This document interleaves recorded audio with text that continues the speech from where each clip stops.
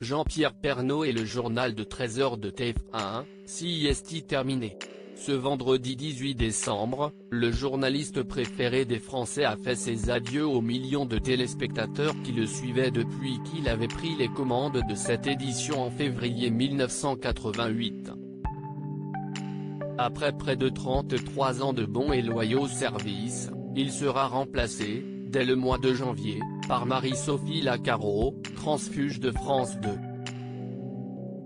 Cette dernière était d'ailleurs présente à la fin du journal, ce 18 décembre.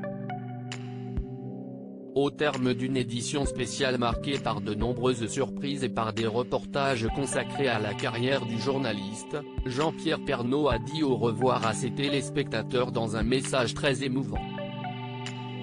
Je m'y prépare depuis des mois mais j'ai du mal à garder la tête froide.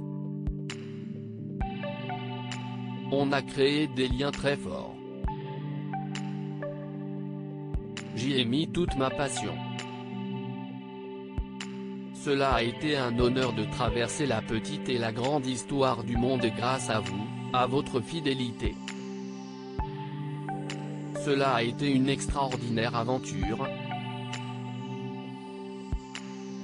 Merci à mes 3 patrons de m'avoir laissé cette liberté. Je voudrais saluer tous nos correspondants, je suis très triste de les quitter aujourd'hui. On a formé la famille du 13h pendant 30 ans. À mon âge, on a envie d'un autre rythme. Je ne vous abandonne pas pour autant. J'arrête le cœur serré et je suis confiant pour la suite. Merci à tous, CIST un dernier au revoir. Merci, je vous aime, je ne vous oublierai jamais, a-t-il lâché, les larmes aux yeux. Un départ de Jean-Pierre Pernaut motivé par ses soucis de santé. CIST en septembre dernier que Jean-Pierre Pernaut a annoncé, à la surprise générale, qu'il souhaitait prendre du recul avec le journal de 13h de TF1.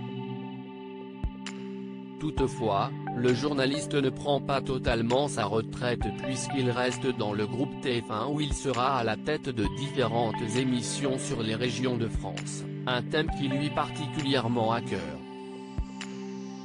Cette décision, strictement personnelle, a été notamment motivée par les récents problèmes de santé auxquels a été confronté Jean-Pierre Pernaut.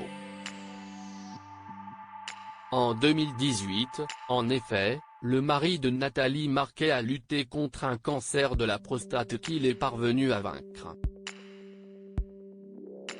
Depuis mon cancer, j'ai des petits coups de fatigue l'après-midi. Pour présenter un journal, il faut être à 100% de sa forme. Je sens que je ne suis plus qu'à 95%.